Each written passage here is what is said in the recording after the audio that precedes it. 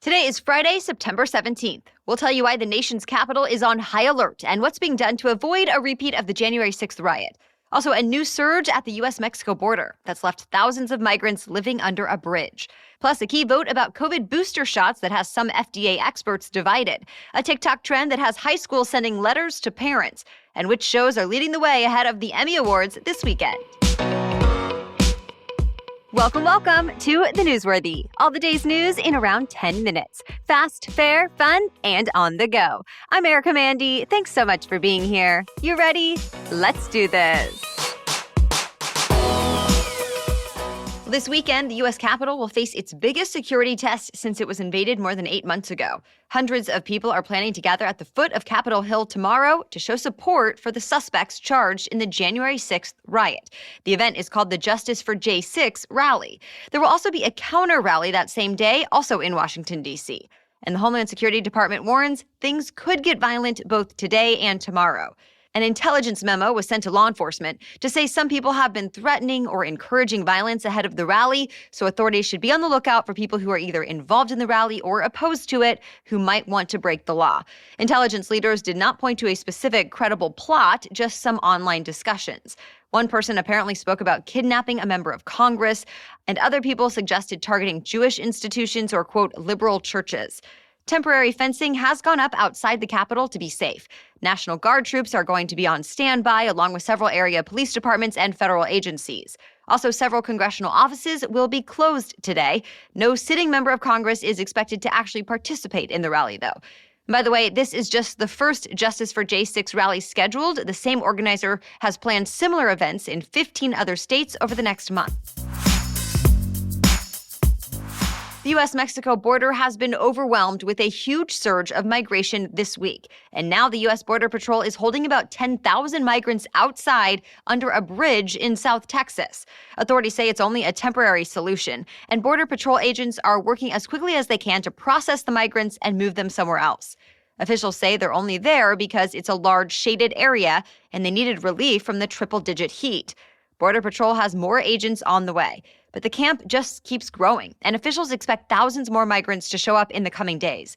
Several news outlets have taken pictures of the scene. They show huge crowds sleeping on dirt with no running water and very little food. There are also just a few portable toilets. Most of the migrants appear to be fleeing Haiti, where a series of natural disasters left many people homeless. This is all on top of what was already a historic surge of migrants from Latin America. New data shows American authorities stopped migrants nearly 209,000 times last month alone. It's one of the highest monthly numbers recorded in the last 20 years. Through all of this, President Biden is facing tough criticism from both sides. Many Republicans say the president's border enforcement policies are too lax, and that's why so many undocumented migrants keep trying to come here. Meanwhile, some progressive activists say the current system is inhumane and that Biden actually needs to lift more restrictions.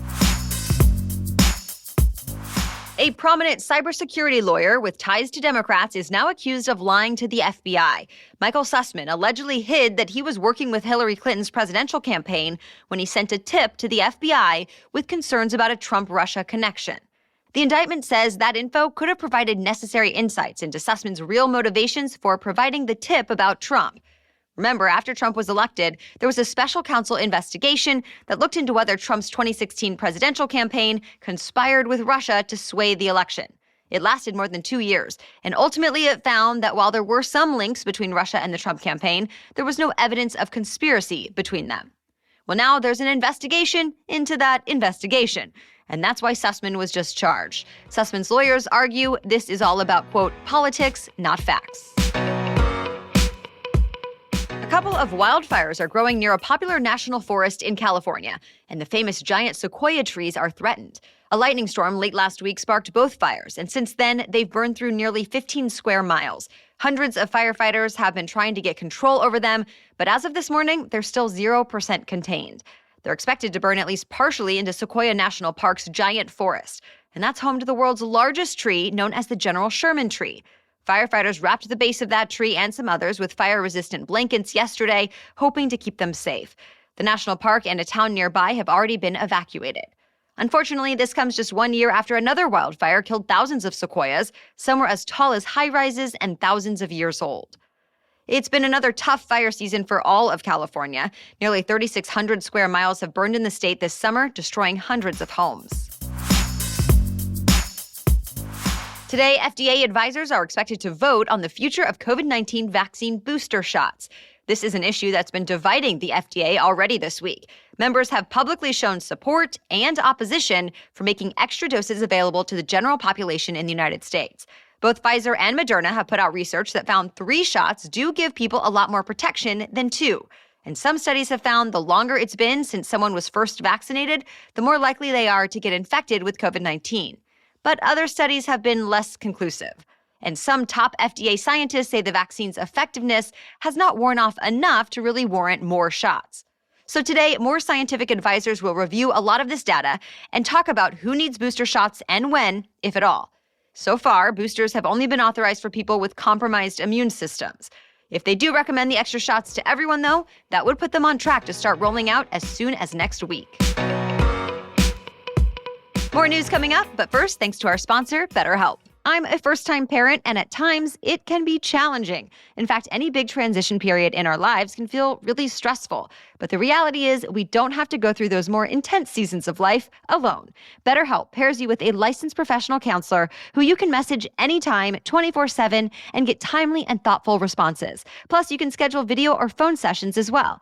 Yes, you can connect through text, phone, video, or all 3, whatever helps you feel most supported. And of course, anything you share with your BetterHelp therapist is completely confidential.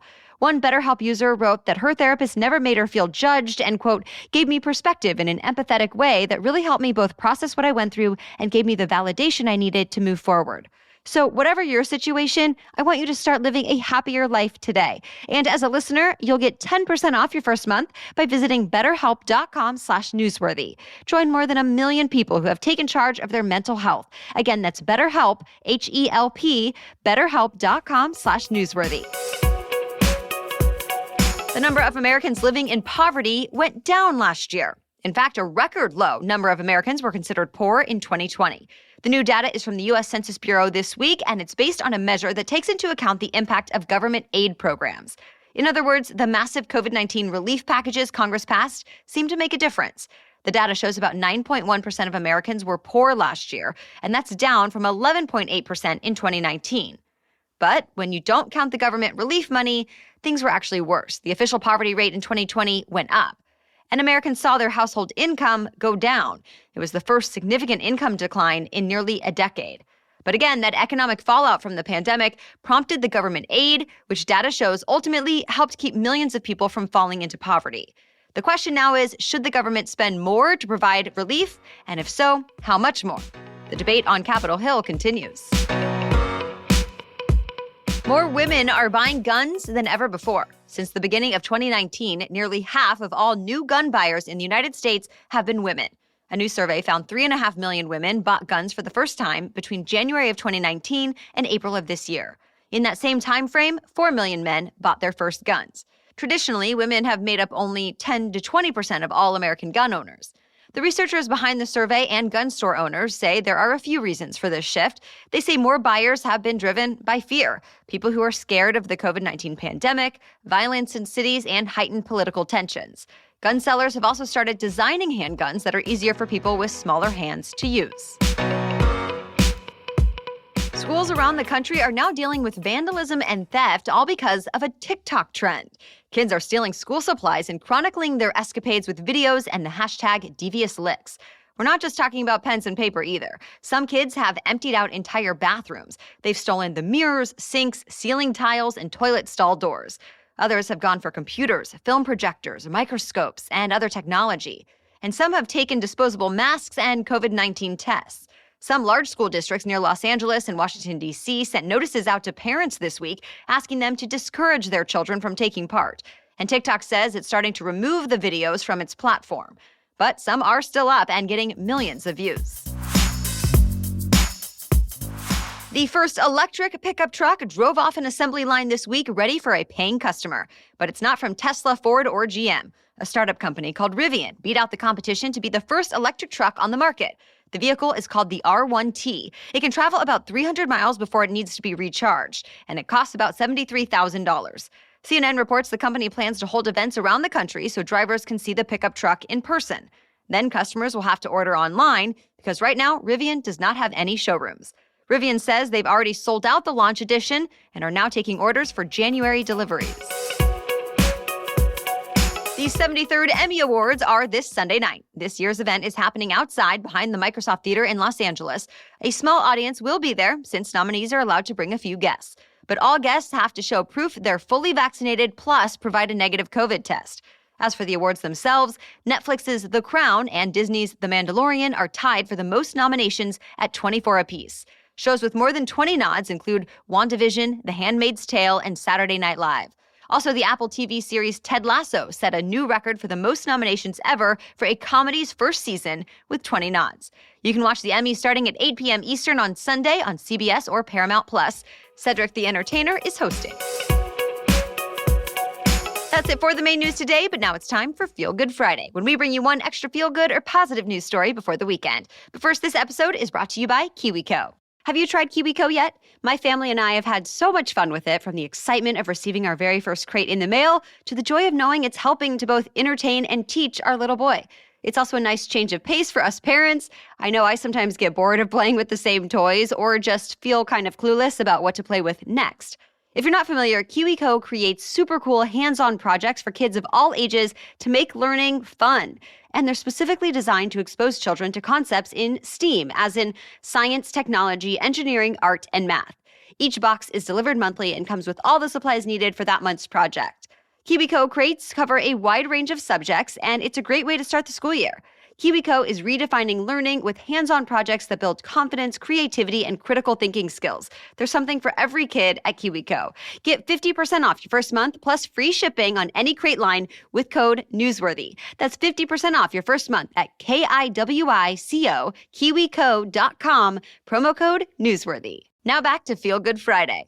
Some of the most violent neighborhoods in Minneapolis are getting safer these days because a group of volunteers has decided to simply pull up a chair. All summer, community members have decided to go hang out in some of the city's most dangerous street corners where some people are too scared to even drive. Volunteers sign up for shifts online. Then they show up, sit down, talk to young people, and just try to build community around faith, family, and friends. They call themselves Violence Interrupters. And police stats show they've been helping. Compared to last summer, homicide and other violent crimes have dropped.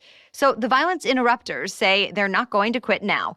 They're now looking for other ways to build relationships with young people during the winter when it's too cold to sit outside. By the way, other similar efforts have started up in Baltimore and Nashville, and crime has started falling in those areas too. All right, we'll be back tomorrow with our special edition Saturday episode, then tune in Monday for your next news roundup. For now, thanks for listening and have a great day.